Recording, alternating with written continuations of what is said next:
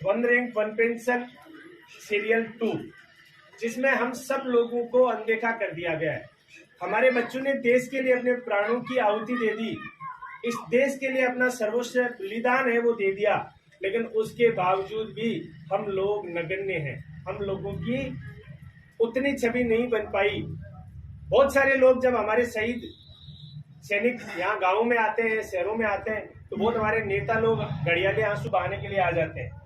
लेकिन मैं आप सब लोगों से पूछना चाहता हूँ, क्या उसके बाद इसके परिवार को, इस हमारे वीर सपूत के परिवार को कोई देखने के लिए राजनेता आता है? नहीं। क्यों? वो विधवा वीरांगना किसके सारे पेट पालेगी? 10 लाख, 15 लाख, 20 लाख का एक लालच दे देते, क्या वो इस प्रदीप कुमार शहीद सैनिक की बराबरी कर सकता है? तो हम सब लोगों ने एक मुहिम चलाई है कि ये राष्ट्र की धरोहर है, सैनिक किसी जाति या वर्ग का नहीं है, वो हिंदुस्तान का सपूत है, वो माँ भारती का सपूत। तो इनके हितों की और इनके अधिकारों की रक्षा कौन करेगा? आम युवा है, वो उतना जागृत नहीं है। आप लोग बूढ़े हो गए हो और हम लोग जो जवान है वो किसी न किसी लालच में पड़े, अपनी सेकंड इनिंग शुरू करने के लिए पड़े। राजनेता हमारा पक्ष नहीं लेते। सिर्फ जिस दिन हम कफन में लिपटे होते हैं, तिरंगा हमारी शान होता है, उस दिन घड़ियाली आंसू बहाने के लिए आ जाते हैं। तो क्या सिर्फ हम मुर्दा ही या हम तिरंगे में लिपटे हुए ही राजनेताओं को अच्छे लगते? हमें कौन संभालेगा बाद में? सेना में 30 से 35 साल की अवस्था में लगभग 70% सैनिक रिटायर्ड आ जाते हैं। क्यों? क्योंकि देश को एक स्वस्थ और तंदुरुस्त आर्मी चाहिए। मैं मान सकता हूं कि ये राष्ट्र की सुरक्षा के लिए बहुत जरूरी है, लेकिन उस परिवार की सुरक्षा का क्या होगा? वो 35 साल का सैनिक घर में आके बैठ जाता है, उसके सामने उसके माँ बाप बूढ़े हो जाते हैं, उसके बच्चे जवान हो जाते हैं, उसकी जो इनकम 40,000 45,000 जो उसको तनख्वाह के रूप में मिलती थी, वो पेंशन के तौर पे 17,000 18,000 हो जाती है। आज 17 और 18,000 में बच्चों का पालन पोषण नहीं होता, उनके परिवार का भरण पोषण नहीं होता, बच्चों की स्कूलिंग नहीं होती और बच्चों को कपड़े लत्ते तो देना दूर की बात। तो हमारे अधिकारों के लिए कौन लड़ेगा?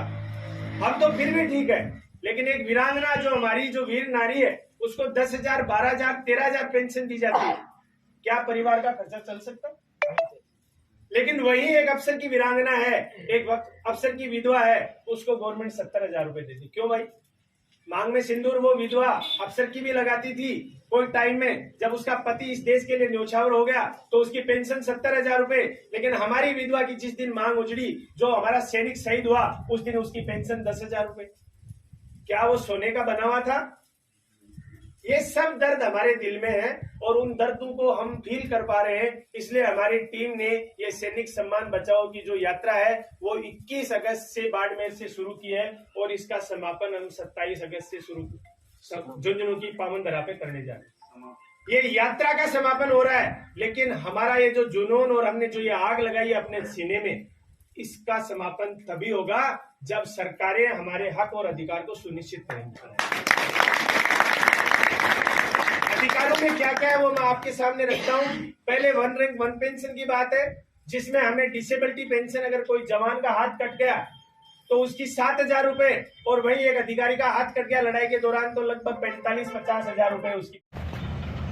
हम सब 10 सदस्य ने बैठ के 4 जून को एक प्रोग्राम बनाया। हम 8 महीने से घूम रहे थे कि क्यों न हम शहीदों का सबसे बड़ा मंदिर जो जयपुर का शहीद स्मारक है, वहाँ बैठ के हमें मंथन किया जाए। 4 जून से लेके 14 जून तक हमने वहाँ अनशन किया, हम वहाँ भूख हड़ताल पे बैठे, अनिश्चितकालीन धरने पे बैठे, लेकिन रिस्पॉन्स राजस्थान के एक्स सर्विसमैन का 0। 3,74,473 एक्स सर्विसमैन है जो गवर्नमेंट ऑफ इंडिया के खाते से 30 तारीख को एक्स सर्विसमैन के नाम से पेंशन लेते हैं, लेकिन 1% भी एक्स सर्विसमैन ने हमें सपोर्ट नहीं की। गलती उन एक्स सर्विसमैनों की नहीं है, गलती हमने हमारी समझी कि लोगों के साथ जुड़ाव क्यों नहीं हो रहा है। क्योंकि आप जब तक किसी को जाके न्योता नहीं दोगे तब तक हम आएंगे नहीं। ये हमारी विचारधारा है। सरकार ने हमें राज्य सेवा में 5%, अधीनस्थ सेवा में 12.5% और 4th ग्रेड के कर्मचारियों जिसमें अनुकंपा नौकरी दी जाती है कि कोई वार विडो है, किसी का बच्चा है, किसी के पापा उन लोग ड्यूटी करते हैं। सांस है जब तलक ना रुकेंगे कदम, चल पड़े हैं तो मंजिल को पा जाएंगे।